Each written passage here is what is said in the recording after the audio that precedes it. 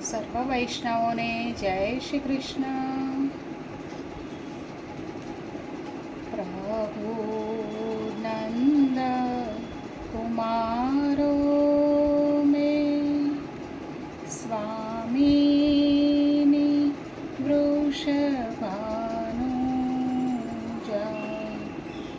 કૃતાર્થોહમ કૃતાર્થોહમ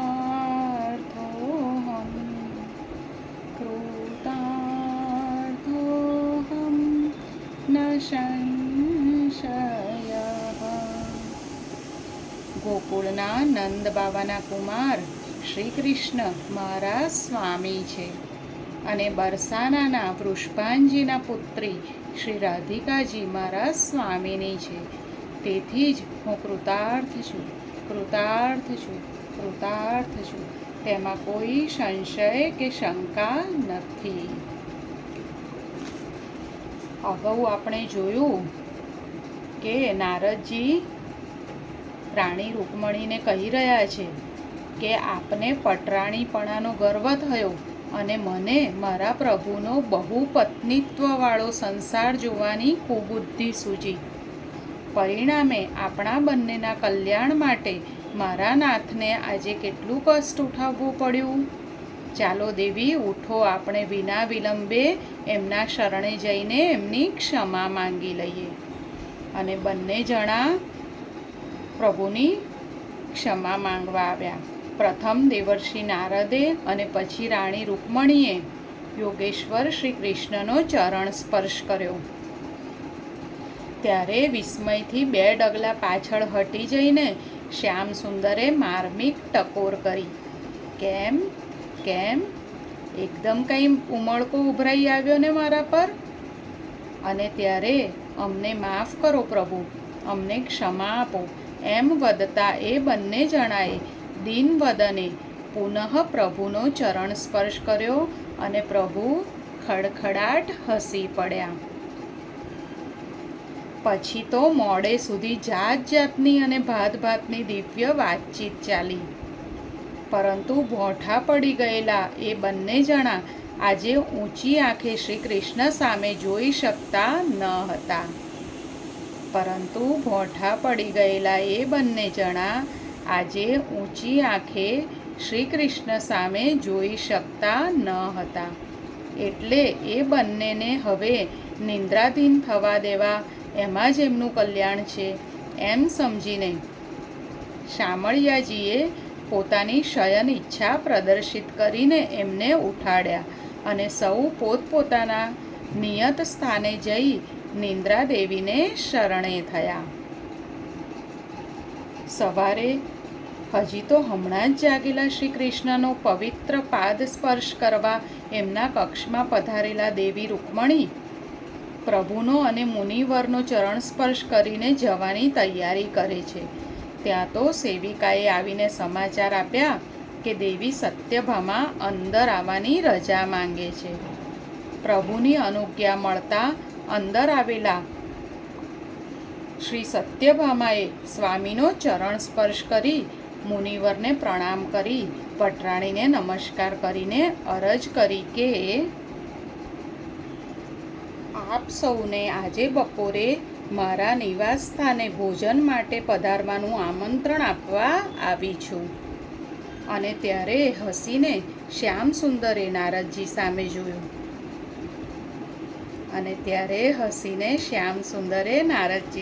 જોયું. શરમાઈ ગયેલા નારદજી, પ્રભુ હું ઝટપટ સ્નાન કરી લઉં એમ કહેતા ભાગ્યા સ્નાનગૃહ તરફ. અને એ જોઈને નટખટ નંદકિશોર એવું ખડખડાટ હસી પડ્યા કે કશું સમજ્યા વિના બંને રાણીઓએ પણ સ્વાભાવિકપણે સ્વામીના હાસ્યમાં પોતાનો સૂર પુરાવ્યો. અહીંયા પ્રકરણ 11મું સમાપ્ત થાય છે. ઘટ ઘટના વાસી પ્રભુ હૃદય હૃદય પર રાજ, જે ભાવે જે કો ભજે રાખે સૌની લાજ. પટરાણીના પદતણો ગર્વ કીધો તારાજ, નારદનું વિસ્મય હરણ એક પંથ દો કાજ।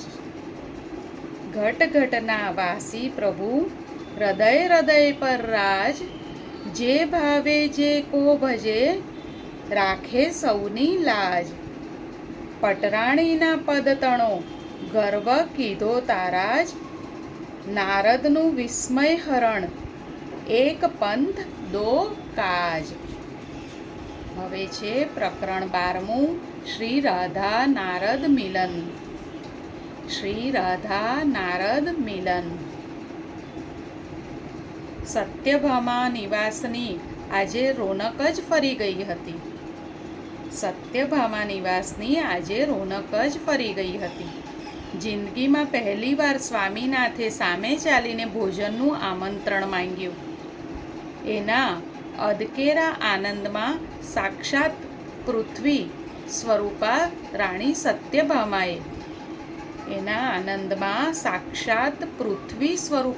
સત્યભામાએ ગઈકાલ રાતથી જ પોતાના તમામ દાસ દાસીઓ, સેવક સેવિકાઓ અને દ્વારપાળ અનુચરોને આ હકીકતથી જ્ઞાત કરીને આદેશ આપી દીધો હતો કે શુશ્રૂષા અને સરભરામાં કોઈ કસર ન રહે। એટલું જ નહીં, સુશોભન અને સ્વાગતમાં પણ કોઈ ઉણપ ન રહી જવી જોઈએ। એક તો સામ્રાજ્ઞી સત્યભામાનો આદેશ અને સામ્રાજ્ઞી સત્યભામાનો આદેશ અને બીજી બાજુ શ્યામ સુંદરના તમામ સ્વજનોની થનારી પધરામણી પછી તૈયારીઓમાં કોઈ કચાશ રહે ખરી? આખી રાત આ ભોજનોત્સવની જોરદાર તૈયારીઓ ચાલી।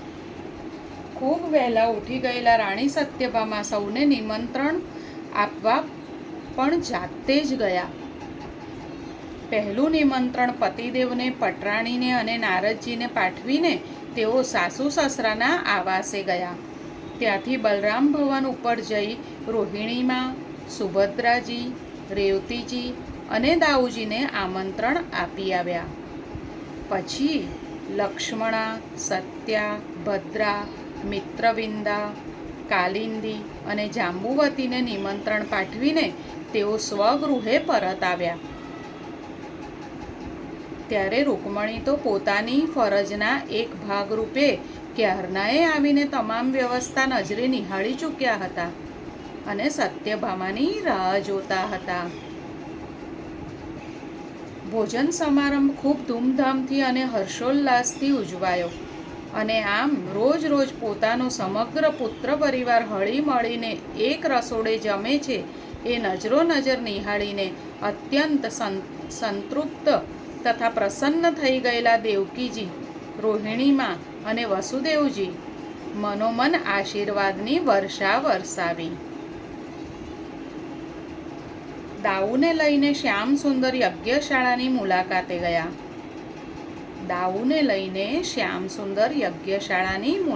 ગયા।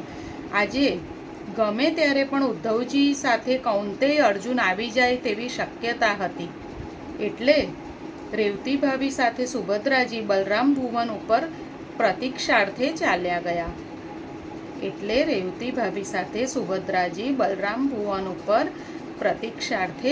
ગયા।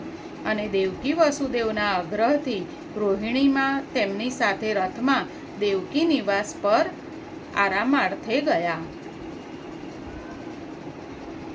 હવે સત્યભામા નિવાસના મુખ્ય કક્ષમાં શ્રી કૃષ્ણની અષ્ટરાણીઓ સાથે તથા દેવર્ષિ નારદજી સિવાય બીજું કોઈ ન રહ્યું।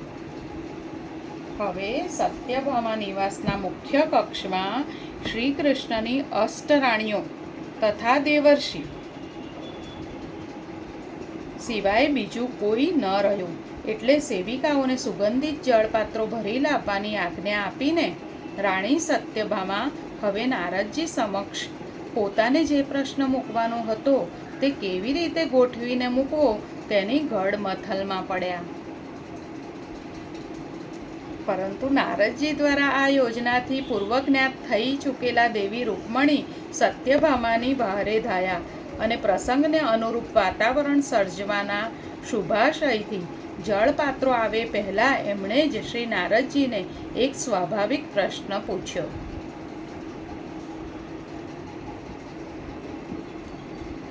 રૂકમણીએ નારદજીને એક સ્વાભાવિક પ્રશ્ન પૂછ્યો. શું પૂછ્યું? કે અવિનય થતો હોય તો ક્ષમા કરજો મુનિવર, પરંતુ આપની અને અમારી વચ્ચે અત્યારે બીજું કોઈ નથી અને આપની સાથેનો અમારો સંબંધ આમ તો પહેલેથી જ ગુરુ શિષ્યા જેવો રહ્યો છે. તેથી હે પૂજનીય ઋષિવર, આપ અમારી એક જિજ્ઞાસા સંતૃપ્ત કરો અને કૃપા કરીને અમને કહો કે આપ આ ભૂલોક ઉપર અવતરેલા શ્રી રાધાજીને ક્યારે મળેલા?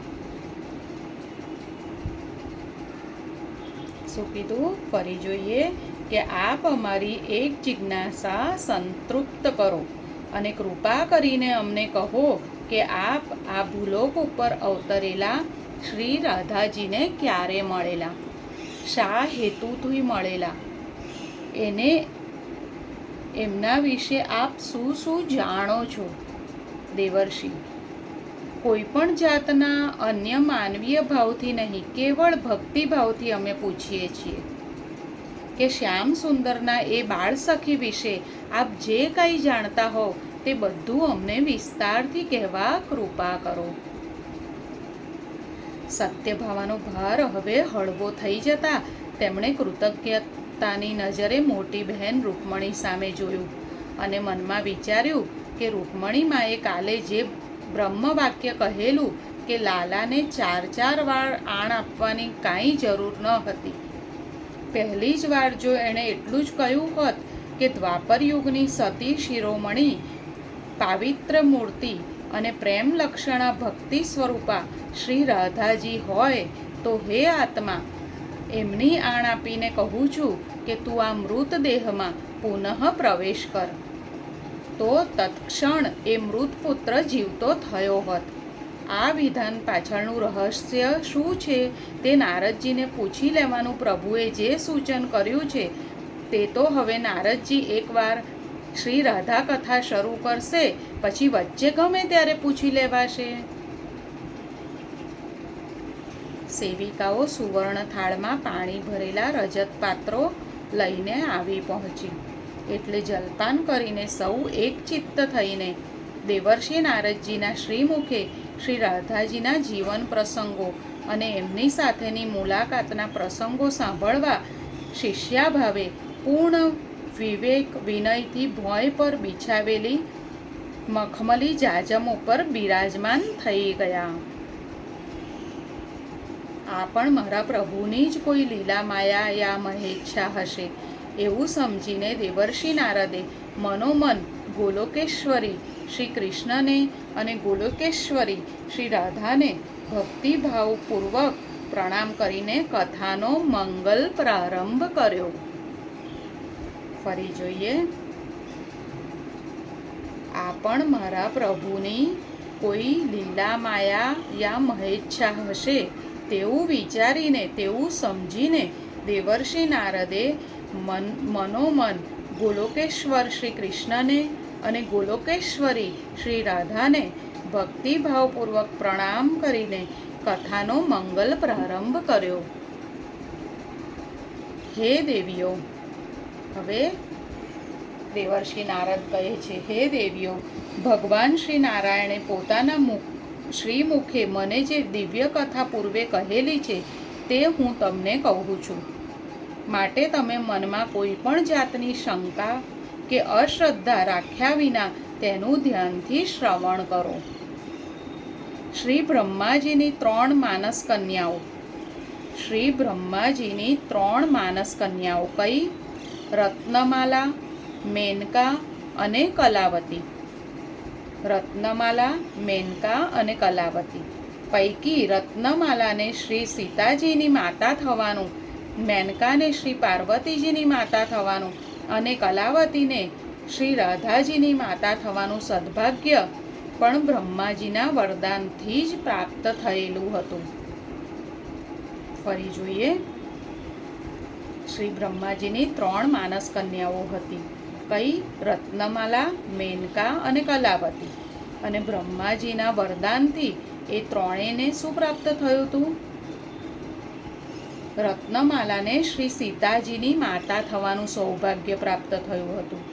મેનકાને શ્રી પાર્વતીજીની માતા થવાનું સૌભાગ્ય અને કલાવતીને શ્રી રાધાની માતા થવાનું સદભાગ્ય બ્રહ્માજીના વરદાનથી જ પ્રાપ્ત થયેલું હતું. ગોલોકેશ્વર શ્રી કૃષ્ણના પરમ ભક્ત રાજા સુચંદ્ર કાળક્રમે ગોકુળમાં વૃષભાનુ નામે ગોપાળ તરીકે જન્મ્યા. વૃષભાનજી કોણ હતા? ગોલોકેશ્વર શ્રી કૃષ્ણના પરમ ભક્ત રાજા સુચંદ્ર હતા. તે ગોકુળમાં વૃષભાનુ નામે ગોપાળ તરીકે જન્મ્યા અને ભનંદન રાજાની રાણી માલાવતીની સુપુત્રી કલાવતી સાથે તેઓ લગ્ન ગ્રંથિથી જોડાયા.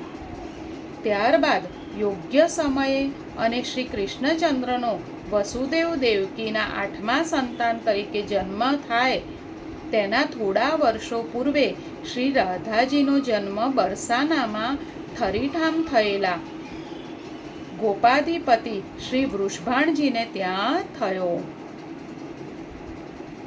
ત્યારબાદ યોગ્ય સમયે અને શ્રી કૃષ્ણચંદ્રનો વસુદેવ દેવકીના 8મા સંતાન તરીકે જન્મ થાય તેના થોડા વર્ષો પૂર્વે શ્રી રાધાજીનો જન્મ બરસાનામાં ઠરીઠામ થયેલા ગોપાધિપતિ શ્રી વૃષભાણજીને ત્યાં થયો. સ્વર્ગના દેવો અને ગંધર્વો પણ કહે છે કે જન્મ સમયે જ શ્રી વૃષભાનુ અને કલાવતીની આ કન્યા શ્રી રાધિકાજીની કમનીય દેહકાંતિ 1,00,000 શરદચંદ્રોની પ્રભા જેટલી દેદીપ્યમાન હતી અને તેથી આવા દિવ્યાતિદિવ્ય સ્વરૂપને નિહાળીને હર્ષ વિભોર થઈ ગયેલા માતા કલાવતીનો કંઠ હર્ષાશ્રુઓથી રૂંધાઈ ગયો. ફરી જોઈએ. સ્વર્ગના દેવો અને ગંધર્વો પણ કહે છે કે જન્મ સમયે જ શ્રી વૃષભાનુ અને કલાવતીની આ કન્યા શ્રી રાધિકાજીની કમનીય દેહકાંતિ કેવી હતી? 1,00,000 શરદચંદ્રોની પ્રભા જેટલી દેદીપ્યમાન હતી અને તેથી આવા દિવ્યાતિદિવ્ય સ્વરૂપને નિહાળીને હર્ષ વિભોર થઈ ગયેલા માતા કલાવતીનો કંઠ હર્ષાશ્રુઓથી રૂંધાઈ ગયો અને તેમણે પુત્રી રૂપે પોતાની કુખે અવતરેલ આ દિવ્ય વિભૂતિના પ્રથમ મુખ દર્શનની ક્ષણે જ 2,00,000 ગાયો દાનમાં આપવાનો શુભ સંકલ્પ કર્યો અને તેમણે માતા કલાવતીએ પોતાની પુત્રી રૂપે પોતાની કુખે અવતરેલા દિવ્ય વિભૂતિના પ્રથમ મુખ દર્શનની ક્ષણે જ 2,00,000 ગાયો દાનમાં આપવાનો શુભ સંકલ્પ કર્યો. આટલા પરથી જ આપ સૌ મનમાં સમજી લો કે વૃષભાણ દુલારી અને કલાવતી કન્યા શ્રી રાધિકાજીનું રૂપ સૌંદર્ય કેવું હશે. મારા માતા સ્વરૂપ એ દેવીના માનવીય દેહ સૌંદર્યનું આથી વિશેષ વર્ણન કરવાની મને આવશ્યકતા જણાતી નથી. મારું અને શ્રી રાધાજીનું આ ભૂખંડ ઉપર પ્રથમ મિલન ક્યાં, ક્યારે અને કેવા સંજોગોમાં થયું તે હવે હું તમને કહું છું. આ કોણ કહી રહ્યું છે? દેવર્ષિ નારદ કહી રહ્યા છે કે મારું અને શ્રી રાધાજીનું આ ભૂખંડ ઉપર પ્રથમ મિલન ક્યાં, ક્યારે અને કેવા સંજોગોમાં થયું તે હવે હું તમને કહું છું. તમે શાંતિથી સાંભળો. આ ભૂખંડ ઉપર ગોલોકેશ્વર દ્વિભુજ પ્રભુ શ્રી કૃષ્ણે કંસના કારાગારમાં દેવકી માની કુખે જન્મ લીધો અને વસુદેવજી દ્વારા રાતોરાત નંદગાંવમાં નંદ યશોદાને ત્યાં તેમને હેમખેમ ખસેડી દેવામાં આવ્યા. તેવા સમાચાર સ્વર્ગના દેવદૂતો દ્વારા મને પ્રાપ્ત થયા. ત્યારે વ્રજેન્દ્રનંદન નંદનંદન બાલમુકુંદ શ્રી ગોપાલ કૃષ્ણના નજરો નજર દર્શન કરવાની તીવ્ર અભિપ્સાથી હું નંદગાંવ ગયો. દેવર્ષિ નારદ નંદગાંવ ગયા શ્રી કૃષ્ણના દર્શન કરવા માટે અને મૈયા યશોદાજીના કરકમળમાં ઝૂલતા શ્યામ સુંદરના બાળ સ્વરૂપના મેં મનભર દર્શન કર્યા. દર્શન કરતાં કરતાં મને એક વિચાર આવ્યો કે જો ગોલોક વિહારી શ્રી કૃષ્ણ આ અવની પર અવતરી ચૂક્યા છે તો ગોલોકેશ્વરી શ્રી રાધાજી પણ આ જ ભૂમિ ઉપર આટલામાં જ ક્યાંક અચૂક અવતર્યા હોવા જોઈએ.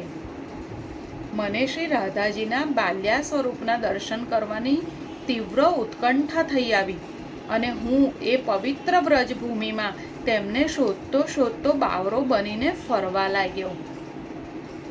તમને નવાઈ લાગશે કે હું સર્વત્ર વિહારી અને સર્વજ્ઞ હોવા છતાં મારા ખુદને માટે બાળ સ્વરૂપી શ્રી રાધાજીના પ્રત્યક્ષ દર્શન દુર્લભ બની ગયા હતા.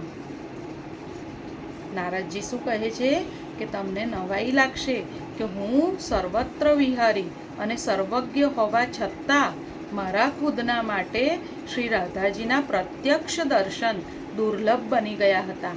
કેમ કે શ્રી રાધાજીના દર્શન કરવાની તીવ્ર ઉત્કંઠા અને વ્યાકુળતાના પરિણામે મારી પેલી દિવ્ય સ્વર્ગીય પ્રતિભા કુંઠિત થઈ ગઈ હતી. આખરે એક દિવસ હું ફરતો બરસાના જઈ પહોંચ્યો. મને ઓળખી ગયેલા શ્રી વૃષભાનુજી દોડતા મારી પાસે આવ્યા અને મને તેમના નિવાસ સ્થાને તેડી ગયા. મારી યથોચિત સ્વાગત સરભરા અને પૂજન વંદના કર્યા બાદ વૃષભાનુએ પોતાના બાળપુત્ર શ્રી દામાને મારા ખોળામાં મૂક્યો. હું ગોલોકમાં પાર્ષદ શ્રી દામાને તરત જ ઓળખી ગયો અને મેં તેને મનોમન આશીર્વાદ આપ્યા કે શ્રી કૃષ્ણ અને બલરામનો તું પ્રિય સખા થજે. મારા મનમાં સંઘર્ષ ચાલતો હતો કે શું રાધાજી અહીં પણ નથી? રાધાજીના દર્શન ન થતાં નિરાશ થઈ ગયેલો હું વૃષભાનની રજા લઈ રહ્યો હતો ત્યાં તો તેઓ ધીરેથી બોલ્યા, મુનિવર, મારે એક પુત્રી પણ છે. તે એટલી તો સુંદર છે કે જાણે કોઈ દેવકન્યા મારા ઘરે અવતરી ન હોય. પરંતુ આશ્ચર્યની વાત એ છે કે જન્મી ત્યારથી આજ દિન સુધી મોટે ભાગે નેત્રો બીડેલા જ રાખે છે. અમારો અવાજ પણ એના કર્ણમાં પ્રવેશતો નથી દેવર્ષિ. મને તો આ દીકરી ઉન્માદિની લાગે છે અને 4-5 વર્ષથી એની આ દશા જોઈને હવે તો મને એવી ચિંતા થાય છે કે રૂપના અંબાર સમી આ મારી પુત્રીનું શું થશે?